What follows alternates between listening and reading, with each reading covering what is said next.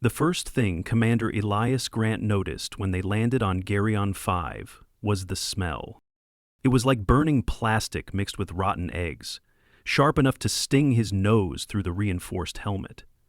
The planet's wind howled across jagged black plains, rattling the landing gear as if determined to tear the human vessel apart. Red lightning arced across a mustard-yellow sky, and in the distance, boiling lakes hissed and frothed. Elias turned to his crew, his voice tight over comms. "Welcome to paradise." Hannah Burke, the team's biologist, snorted in her suit. "You have a strange idea of vacation, Commander." "Just setting the mood," Elias muttered, watching a chunk of volcanic rock tumble across the ridge. He toggled his mic. "Levi, how's the core?" From the back of the shuttle, Levi Barnes' voice crackled. "Core's stable, but atmospheric processors are working overtime. This place was never meant for life." "Good thing no one told us," Elias said dryly. The truth was, they weren't supposed to be here. The SS Halcyon had taken a blindside hit from a rogue asteroid cluster, forcing an emergency landing on the nearest rock, which happened to be Geryon 5, long written off by the Galactic Survey as uninhabitable. No atmosphere worth breathing, surface temps swinging from freezing to molten in hours, sulfur storms, lethal fauna, seismic instability, and oceans of acid. The worst planet in the galaxy. And now it was home. By the second day, the problems were piling up.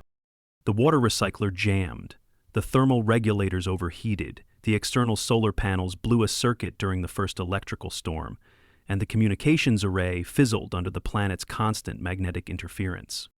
Elias wiped sweat from his forehead, his suit collar uncomfortably damp. "Levi, tell me you can patch that comms unit."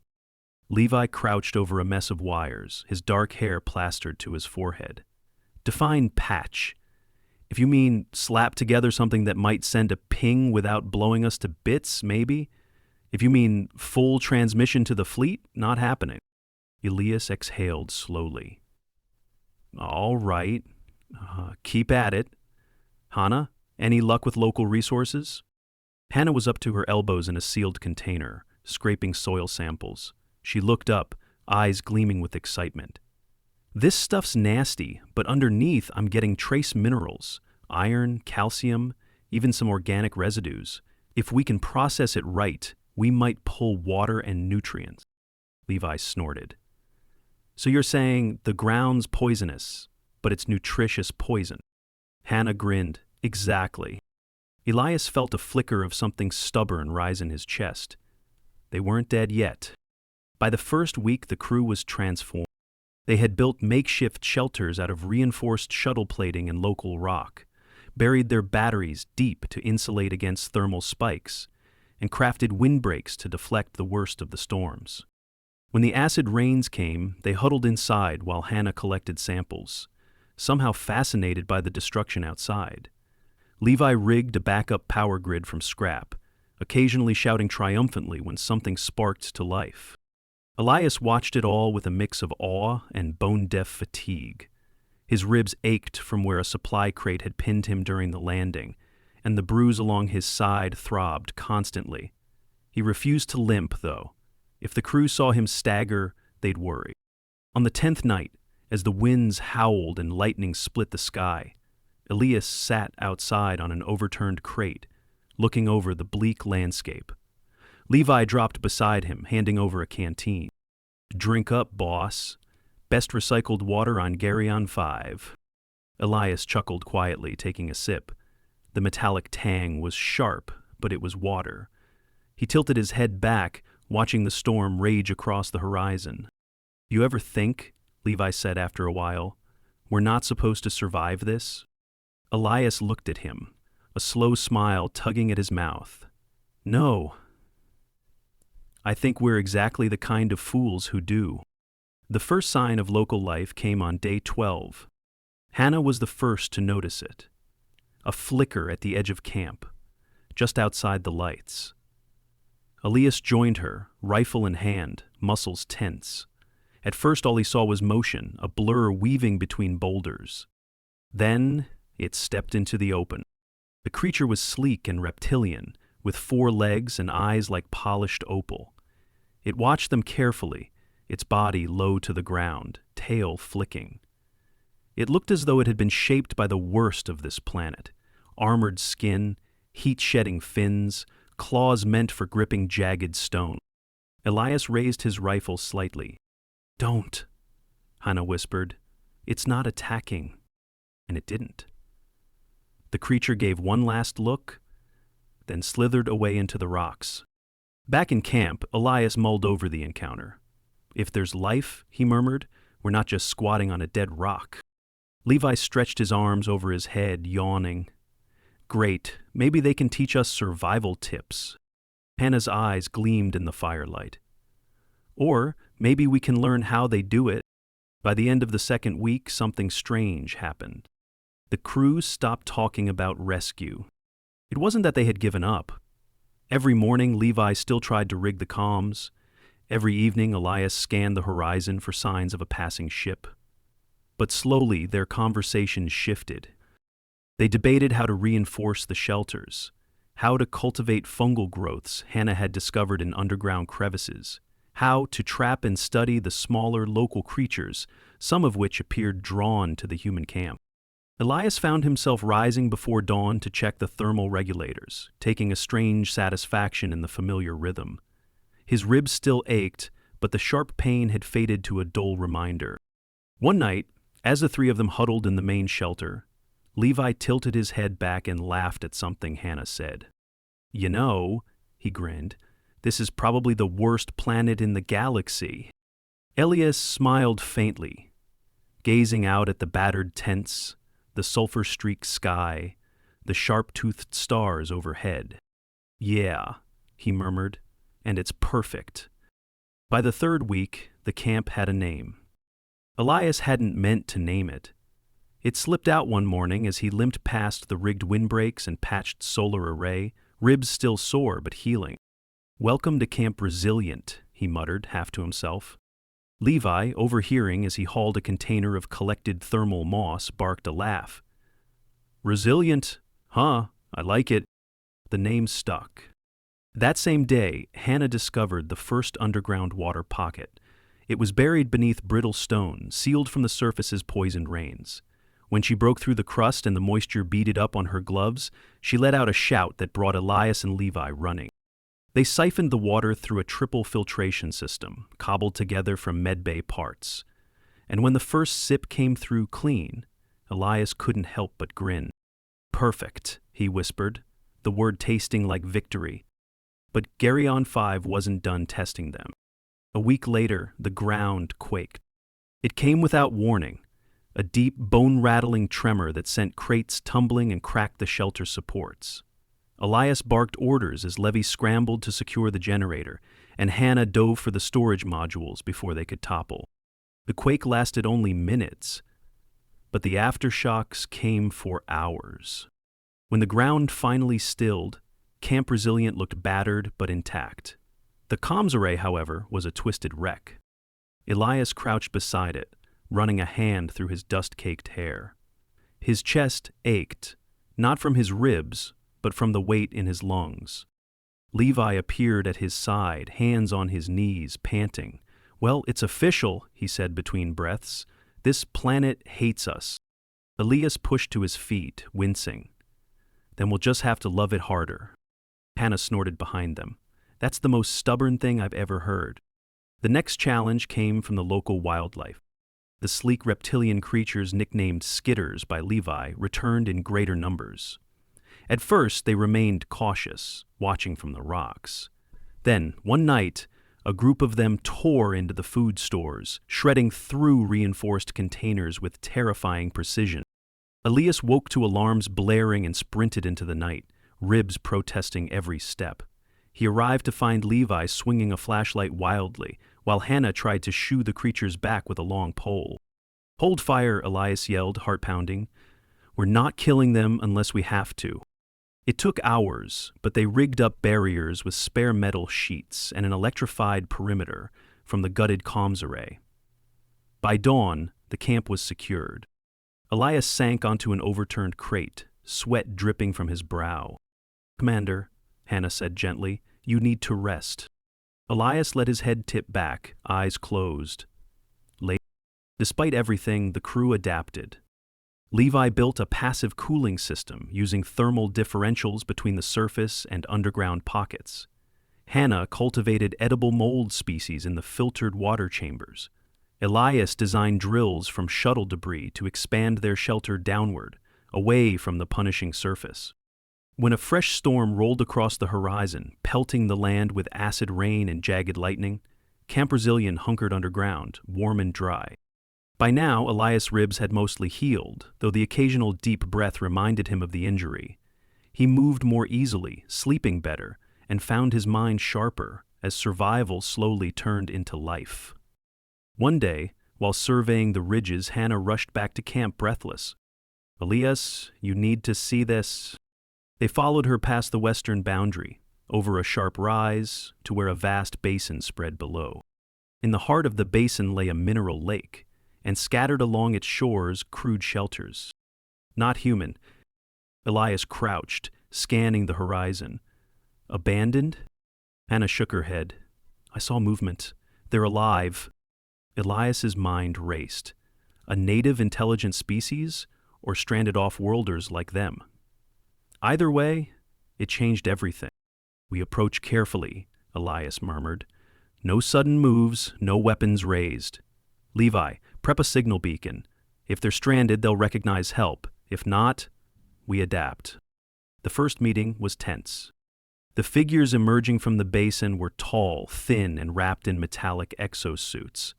Their language pulsed through light patterns and rhythmic clicks utterly unlike human speech. Elias raised empty hands, heart pounding, as Hannah held up a chemical torch and Levi activated the beacon. For a moment, there was only silence. Then one of the aliens tilted its head and flicked its wrist. A light pattern danced across its chest, shimmering green. Elias inhaled sharply.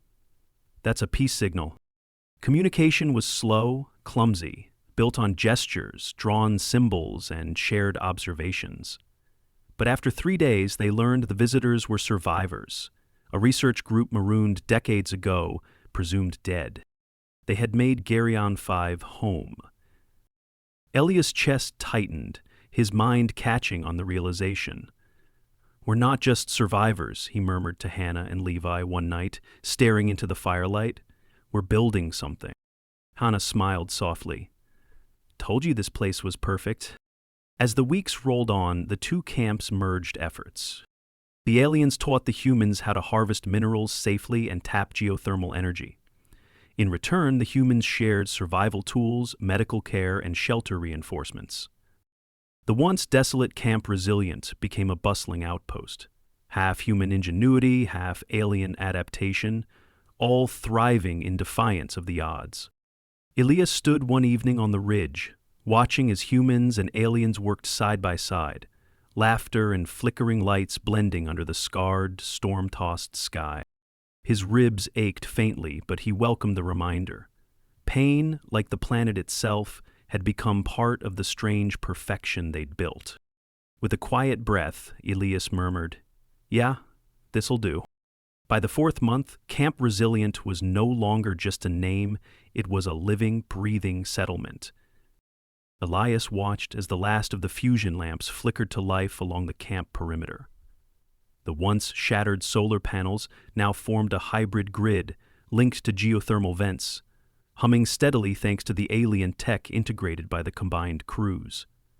What had started as survival had shifted into something more ambitious: permanence. The biggest change, though, wasn't in the equipment, it was in the people. Hannah moved with quick confidence between the labs and the growing biogardens, directing both human and alien workers as they cultivated the strange fungal crops that now provided much of their food. Levi had become the camp's unofficial engineer chief, wearing a grease-streaked jacket and shouting jokes across the compound as he retrofitted alien devices to power heaters, drills, and water pumps. And Elias, though still favoring his left side from time to time, found himself walking the camp daily, addressing concerns, settling disputes, and more often than not, marveling at how far they had come. But perfection, as always, had a price. The first hint came through Hannah's frantic report one dawn. "Commander," she panted over comms, "we've got a problem." Elias rushed to the main biodome, his boots crunching across gravel. Inside, the air smelled sharp and chemical. Hannah stood near the central fungal crop, her brow furrowed, a sample jar in one hand. "It's mutating," she said, eyes wide. "The fungal strains. They're crossbreeding with the local microflora. I'm seeing aggressive growth rates, uncontrolled." Elias frowned, glancing at the spreading filaments, their pale threads thickening unnaturally. "Containment?" Hannah hesitated. "We can try, but if it breaches, it could choke the whole system, maybe more." Levi arrived a moment later, breathless. "I can rig vent systems, maybe a pressure flush." Elias nodded sharply. "Do it." "Hannah, set up a perimeter.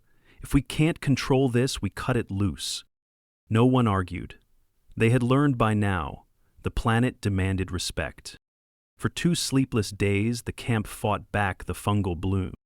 Hannah worked alongside alien scientists, her hands raw from containment gel and sterilizers. Levi rewired old shuttle pumps, flooding the affected sections with controlled thermal surges. Elias coordinated shifts, pulling late hours himself despite protests, his body protesting the strain. The breakthrough came on the 3rd night. Hannah stumbled into Elias's temporary quarters, her face pale but triumphant. "We did it! We isolated a native bacterium. It feeds on the bloom. We're seeding it now." Elias exhaled, shoulders sagging.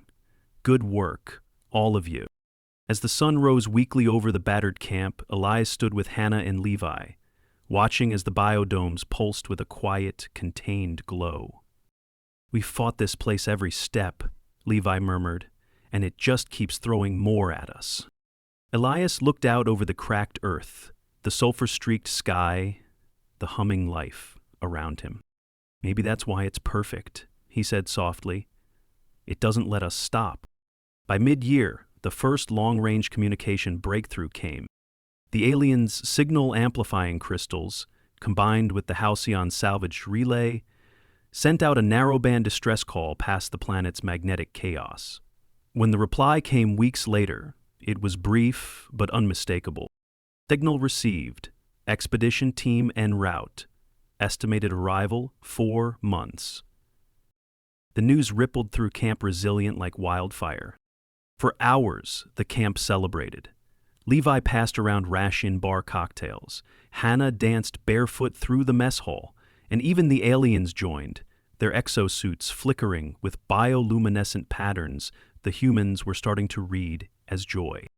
But when the celebration faded, the camp quieted into something more thoughtful. Elias sat near the edge of camp, watching the distant storms roll across the horizon. Hannah joined him after a while, cradling a mug of hot broth. "Think we'll go home?" she asked softly. Elias stared at the sky for a long time before answering. "Maybe," he murmured. "But I'm not sure what home means anymore." As the days passed, preparations shifted. The humans and aliens worked together to catalog their innovations: hybrid energy grids, bio-adapted crops, re-engineered water systems. They mapped the region thoroughly, marking safe paths and dangerous zones. They built landing beacons and reinforced the old shuttle platform to receive the incoming expedition. But not everyone was eager to leave. Levi confided in Elias one night, his face uncharacteristically serious. "You know," he murmured, "I'm not sure I want to go back, not after all this." Elias clapped a hand to his shoulder, ribs aching faintly at the stretch. "We built something here, Levi. No matter what happens, that doesn't go away." Hannah echoed similar feelings days later. "It's not just survival anymore," she said, brushing dirt from her hands. "We've learned to live with this place." And Elias understood. The worst planet in the galaxy had become more than a trial. It had become theirs. 2 weeks before the expedition's arrival, another storm rolled in, the largest yet. It came with howling winds and acidic downpours, slamming against the camp's defenses. Lightning sheared through the sky in branching webs, and seismic waves rattled the foundations. Elias barely had time to shout warnings before the outer perimeter folded inward, crumpling one of the old shuttle walls. Levi rushed to the generators, sparks flying as he worked. Hannah and the alien teams scrambled to secure the biodomes. Through the chaos, Elias moved steadily, pain licking along his side as he braced struts and directed crews. When the storm finally broke at dawn, the camp was battered but intact. Levi collapsed onto the ground, laughing breathlessly. "We did it!" Elias dropped beside him, wincing. "Yeah," he whispered, "we did." And in that moment, surrounded by wreckage, ash, and stubborn life, Elias realized something. They were never supposed to conquer this planet. They were supposed to become part of it. The day the Earth expedition ship pierced Geryon 5's atmosphere, Camp Resilient was still. Elias stood on the northern ridge, the wind tugging at his patched jacket, watching the sleek silver ship descend through thick acid-ciller clouds. Its hull shimmered against the turbulent sky, cutting through the chaos with an elegance their battered little camp had long since lost. Behind him, the camp was unrecognizable from those first desperate weeks. The shelters had grown into domes and tunnels. The makeshift power grid hummed steadily, hybridized with alien tech. The biodomes flourished under insulated canopies, feeding both human and alien alike. And yet, as Elias watched the Earth ship approach, his chest felt tight. Not with fear, that part had long been burned out of him, but with something heavier, something like doubt. The crew gathered in the main clearing. Levi shoved his hands deep into his pockets, eyes flicking between the descending ship and the busy camp. "Think they'll believe it when they see it?" Hannah gave him a lopsided smile, brushing mud from her sleeves. "We barely believe it." Beside them, the aliens waited in quiet formation, their exosuits glowing faintly, their luminous eyes watching the sky. They had no words for what was coming, but Elias could sense the same tension coiling through their ranks. The ship touched down with a muted shudder, landing gears sinking into the cracked soil. The hatch hissed open, and a figure emerged, an officer in an immaculate navy blue uniform, flanked by engineers and medics. For a beat, no one moved. Then Elias stepped forward. The officer's name was Commander Mason. He was brisk, competent, and utterly stunned. As Elias walked him through the camp, Mason's expression shifted from faint disbelief to open wonder. He trailed his fingers across the hybrid generators, bent close to examine the nutrient systems, stared wide-eyed at the alien cooperative teams unloading harvested mineral samples. "You were supposed to be dead," Mason murmured, half to himself. Elias smiled faintly. "We were supposed to be a lot of things." At the main shelter, Mason stopped, turning to Elias with a flicker of hesitation. "You know," he said carefully, "our orders are to evacuate you, get you back to Earth for debrief and recovery." Elias met his gaze evenly. "And leave this behind?" Mason hesitated. "It's not a colony, Commander. It's a survival outpost. Temporary." Elias turned, gesturing at the camp. "It was temporary the moment we crashed. Now it's something else." That night, as the humans and aliens shared a cautious meal with the Earth crew, Elias sat apart, watching the campfire flicker against steel and stone. Hannah joined him, settling onto the overturned crate beside him, and for a while they just listened. To the laughter, the soft clicks of alien conversation, the hum of wind against reinforced walls. "They want us to leave," Hannah said quietly. Elias nodded. "I know. Are we?" she asked. Elias drew in a long breath, feeling his ribs pull faintly, a familiar ache that had never quite left. He looked out at the land, the twisted rocks, the glowing fungus under the ridges, the alien ships docked beside their battered shuttle. "We built something here," he murmured. "And for the first time in my life, I'm not sure if going home means leaving or staying." Hannah smiled gently. You always said this place was perfect. Elias huffed a quiet laugh. I was an idiot. Maybe, Hannah said, leaning back on her elbows. But you were right. Over the next week, the camp became a living negotiation. Mason and his crew transmitted reports back to Earth, detailing everything from the settlement infrastructure to the thriving interspecies cooperation. Engineers walked the perimeter, taking notes and measurements, murmuring in disbelief at the durability of the hybrid systems. And slowly, something shifted. The mission changed. What had begun as an evacuation turned into a joint assessment. Mason's people started helping repair storm damage, install updated comms arrays, and reinforce the geothermal cores. The aliens shared schematics the Earth teams eagerly downloaded, while Hannah taught incoming biologists how to coax crops from acid-washed soil. By the third week, the decision was formalized. Camp Resilient would remain not as an emergency outpost, but as the first permanent settlement on Geryon 5. Not as a failure, but as a start. On the night Mason's ship prepared to depart, this time without them, Elias stood once more on the ridge, watching the camp glow faintly against the dark horizon. Levi joined him, cradling a mug of something vaguely alcoholic. So, Captain, he said with a grin, ready to explain to Earth Command why you turned down a ride home? Elias smirked, shaking his head. They'll figure it out. Hannah appeared beside them, arms crossed, eyes soft. You ever think you'd call this home? Elias considered that for a long moment. The sky above them cracked with red lightning. The wind howled across jagged stone. Far below, the camp pulsed with life, human and alien alike moving between glowing shelters and cultivated domes. And at the edges of the light, the native creatures, once threats, now companions, slithered in the dark, keeping their quiet watch.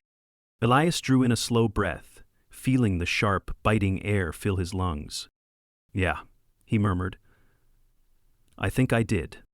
As the Earth ship vanished into the sky, its engines a fading shimmer against the stars, Camp Resilient settled into a new rhythm. The days were still hard. The storms still came. The planet remained as hostile and beautiful as ever. But for the first time in galactic memory, Geryon 5 had been claimed, not by conquest, not by dominance, but by resilience, grit, and a reckless kind of hope. Elias stood with his crew at the edge of the settlement, the aliens arrayed beside them, watching the night settle over the worst planet in the galaxy. And smiling quietly to himself, Elias thought, perfect.